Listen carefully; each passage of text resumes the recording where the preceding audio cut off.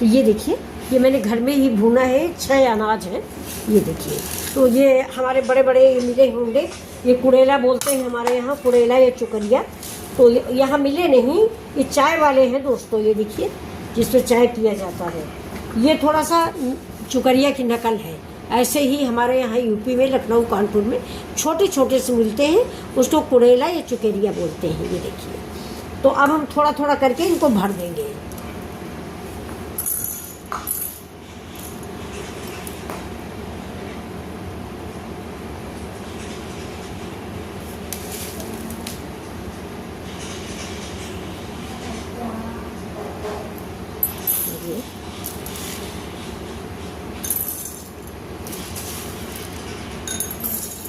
जितने बच्चे होते हैं उस हिसाब से